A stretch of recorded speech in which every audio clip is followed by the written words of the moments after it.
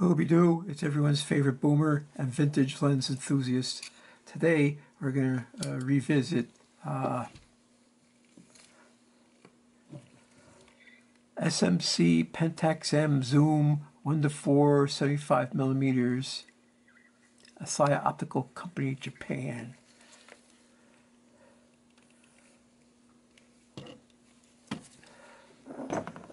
Oops. Now, this is a push-pull zoom. It goes from 75 to 150 millimeters. Focuses down to a little past 4 feet or 1.2 meters. Let's see, 5.6. Oh, it has a half f-stops, except between 32 and 22 is a full stop. Half f-stop, half f-stop. 5.6 to f4, looks like there's a full f-stop there. This thing is so good you could shoot wide open with it. That's how good it is. That's why I bought it. I read about this. And I got it cheap, in excellent condition. The push-pull is got just enough stiffness in it that it doesn't float around. And then the focus is buttery smooth. And it usually stays at the zoom ratio while you're doing it. See, that's pretty cool. Now, what's this on? This is on the Pentax K-r. I bought this K-r for 120 bucks. It came with the kit lens. I got rid of the kit lens because almost all kit lenses suck. Even though it was a modern DA, AF, gobbledygook lens, I wasn't satisfied with that. I didn't like it, so I got rid of it. Oh, it was nice because it's all automatic and communicated with the camera. If I turn this camera on, the first thing that pops up if the shake reduction is on and you have a lens that doesn't communicate with the camera, it asks you to set the what focal length it is for shake reduction.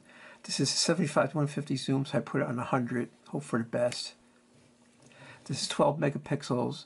It's feature rich. It's got a lot of adjustments. I really like the high ISO noise reduction, works really good on this camera. It's got excellent color renditioning. It's got that going for it. Like I said, I got it dirt cheap. Some guy at work sold it to me, and it looked brand new. It was used, but he took really good care of it, so I was happy with it. This is what has a. It came with a proprietary battery, but you could get an adapter for AA batteries. So he had the AA adapter, and I bought another one. This way I could bring an extra set of batteries to swap them out. It takes a compact flash. No, it takes SD.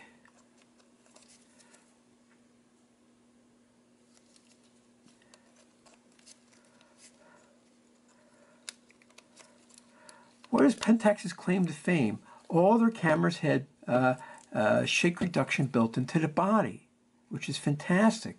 And it works with the newest lenses and the oldest lenses.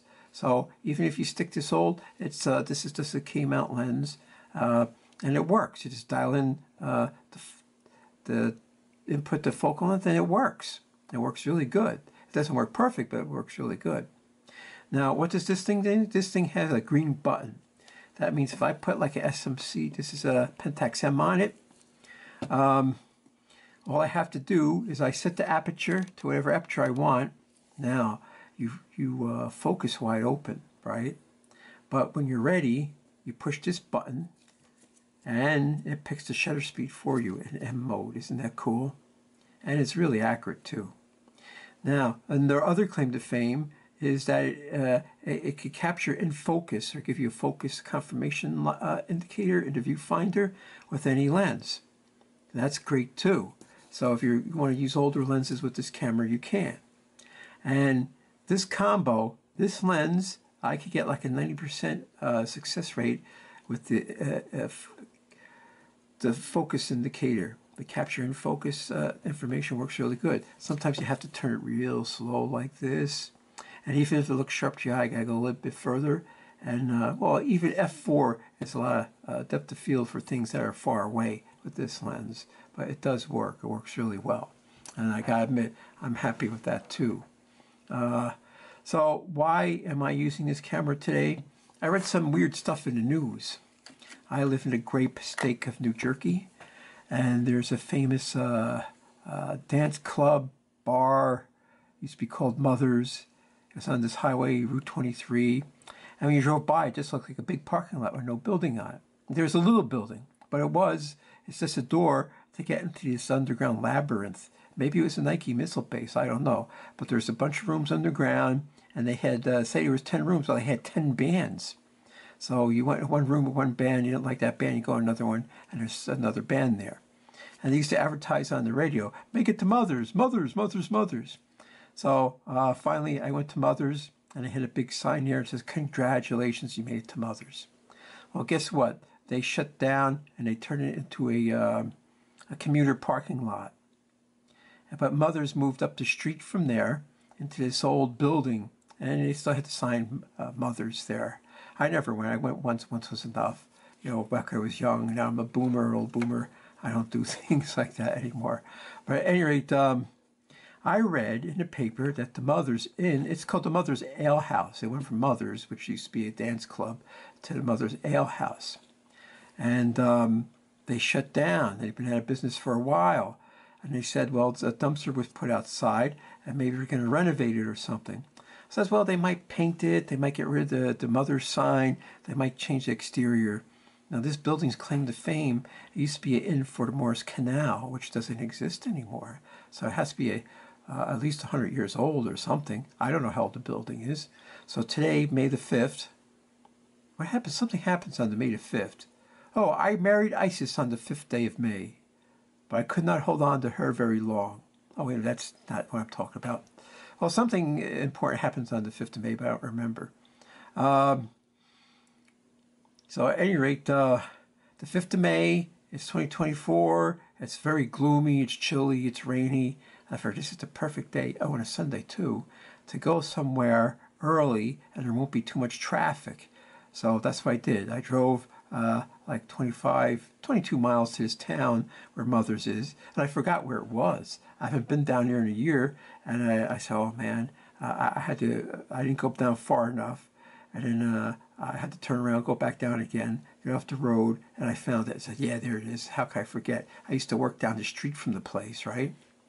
So it's right next to an overpass for this major highway. And there's sign that faces, they have a sign that faces the highway where it says Mother's Ale House. I used to drive by it all the time and see it. So the place was abandoned. It wasn't abandoned. The dumpster was there, a small dumpster. And they had these red lights. They have these big windows, and they were frosted windows, but they had these red lights on. I said, what's that all about? I don't know. So I took some pictures because the red lights looked cool. It was early morning. It's around 7 o'clock. But it was very overcast, and the red light showed up really good. And then I took some pictures of the building itself and some of the detail of the architecture, and then I skedaddled. I mean, you know, I didn't have to worry about the cops bothering me because some guy had spun out on the highway, just like a half mile up the road. There's a sharp turn, and he spun out, and there's like 5 or 6 cop cars there. So I figured they were busy. But I had where else to go. I was trying to kill 2 birds with 1 stone today. And the second stone, since I live in a great state in New Jersey, I wanted to see the derelict, the biscuit plant, which was maybe 20 miles from where I was. So I had to scoot over there. It's still 7:30 in the morning, and traffic was still light, but it was starting to pick up. So I had to go up a highway onto a superhighway, and then another highway, and then get off. And I drove past that place again too, even though I could see from the highway. There was no vantage point. I wanted to pull in some parking lot of an office building on a highway and shoot across the highway. But that didn't look doable. But when I pulled into one office building, there was a fox there. And I tried to take a picture of him, but he wasn't very cooperative. So then I got back on the highway, turned around, went down this side street. I took a picture of the building from a strip mall parking lot. But then I was driving by, I could see the building from some parking lot. down the street. So what I did is I had to turn around again, come back, and go in this parking lot. It was like some medical center. They had a big parking lot. So I just pulled right into the parking lot right by the road. I got out of the car. Of course, I had this 75 to 150 zoom, and it worked out really good. I could get some close-ups 150 and some wider shots with the 75. And it's, I don't know, it might be like a 10-story building. And it used to have outside to it, but they stripped the outside down and you could see all the guts inside the building. And then what happens is Nabisco was a famous American cookie manufacturer and treats, and they sold out to some international consortium from South America or Spain or somewhere. And then what did they do? They shut this plant down, right? I used to drive by this place and you could tell, oh, they're making devil dogs today, or they're making Fig Newtons, but no more. They moved the plants. Who knows? I don't know where the plants went, but they're not there. And a whole bunch of jobs got lost too. So that's progress for you. That's America, right? So this happened quite a number of years ago, and this building has remained derelict. And I read in the newspaper that maybe they're going to start tearing it down. So I figured I would go there and document this building in this halfway derelict state. So I went to two places. I went to Mother's, which has sort of been closed for quite a number of years, and Nabisco, which has been closed for quite a number of years. But both these places I remember from the days of my youth, 40 years ago, Mother's and Nabisco. And they were booming businesses, and now they're in change. Maybe Mother's will be fixed up and won't be Mother's anymore. And Nabisco is, now it's just a name. It's owned by some other company and just have the trademark name. And I don't think it's ever kind of come back as Nabisco. Probably they'll knock it down and put it in condos or something. That's what I think. So that's what I did today. That's what I did with this camera. And we're going to look at the results of my field trip, my around the block and back field trip to document some things that are going to be changed really soon. And, this is a good camera. I like it because the menus, like I say, has a lot of features. You could slap old lenses on if you like vintage lenses. And it holds its own. For 12 megapixels, it's really an excellent camera.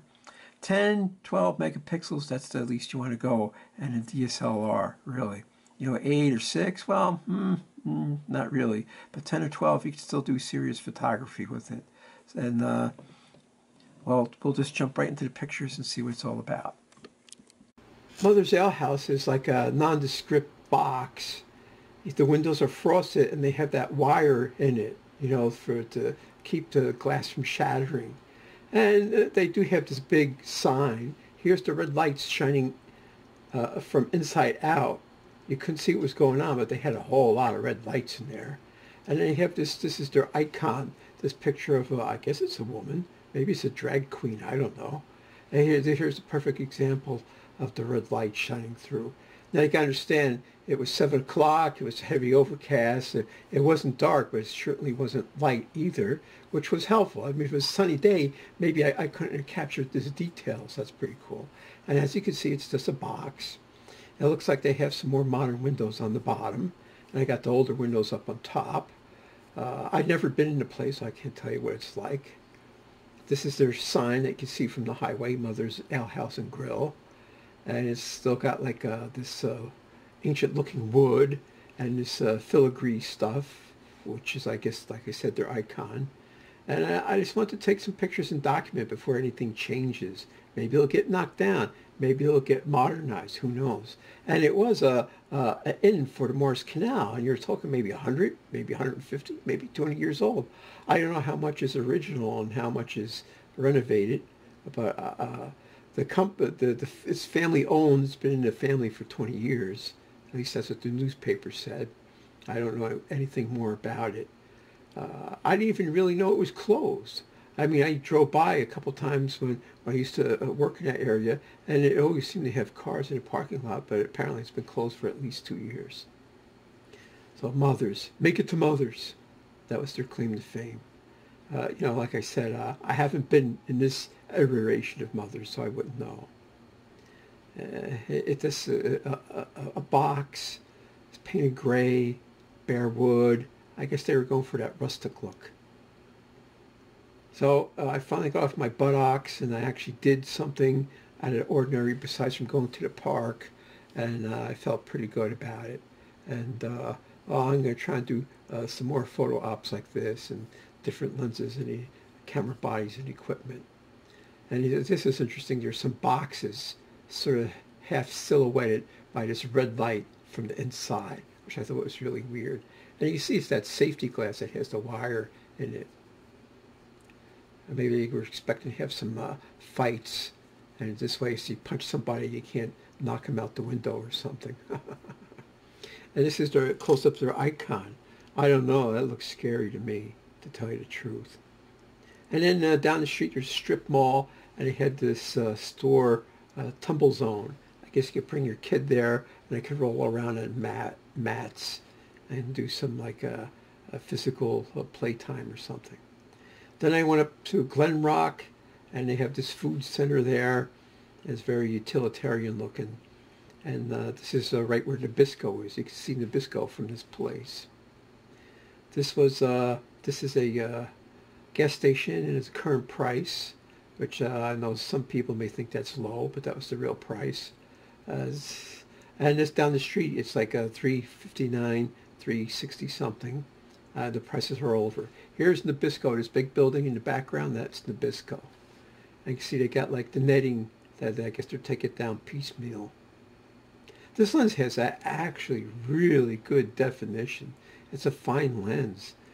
SMC Pentax-M 75 to 150 millimeter f4, constant f4. Look at these trees. This white tree sort of stood out from the gloominess of the day, the morning. So I thought that was cool. And then here's a fox I was trying to get a picture of, but he wasn't very cooperative. Or maybe it's a coyote, I can't tell. So then I went up the street and down a side street, and then from this parking lot I could see the building, and I was happy I was going to get some good shots here. I didn't have to go hiking around or anything, or looking for a better vantage point. And you can see they got the netting around it. They got this. They already took some of the building down already, it looks like. I don't remember that steps being on the outside. So I don't know why they stopped taking it down. Well, this is a vertical portrait mode, so just to keep the whole picture, I put it like that. And this is a crop of, this is a downscaled crop from that vertical picture. And then when I got home, it had rained, and I just took some pictures of some flowers in my front yard. You know, these are mountain pinks or phlox. And of course I used a flash, and I was able to stop the lens down. I was pretty happy with these results. And these are all 1:1 crops, so that's the maximum magnification. Now these azaleas, the green leaves came out crisp and sharp, but the reds, this didn't come out as sharp as I wanted to. Yeah, all right, I was using the f8, but you think there would have been one of the red buds that were in the depth of field zone, but there weren't. I did stop down the f11, that seemed to help a little bit better, but still, I wasn't satisfied with how sharp the red buds should have been when the greens look so sharp and crisp. So then, of course, the mountain pinks or the phlox, they're more one-dimensional pattern, and they came out looking better because you know, they were more in one plane in the plane of focus. But then I took pictures of these rhododendrons, and they came out really good. So I'm thinking maybe it was just a red color. I was messing with the lens. Maybe it has some sort of weird chromatic aberration. I don't know. I mean, the water droplets came out sharp. The leaves came out sharp. The pistils and stamen came out sharp. So I don't know, because I just stepped on the f16. I could have bumped up to ISO and maybe stopped down to f22, but I didn't think about it. But I'll have to experiment with that a little bit. Then I took a picture of my back window of these flowering plants, and they were like 15 or 20 feet away. So I was using 150 millimeters f11 or f8. And of course I had to bump it up to 1600 again to get a high shutter speed to remove the camera jiggle, and it was sort of windy out, and I had to wait for the wind to pause, but still I wanted to stop unintentional subject movement. So this is a nice lens. It's a really nice lens. I highly recommend it. I can recommend the K-r too if you could pick them up cheap. Remember, that's the name of the game. Pick them up cheap.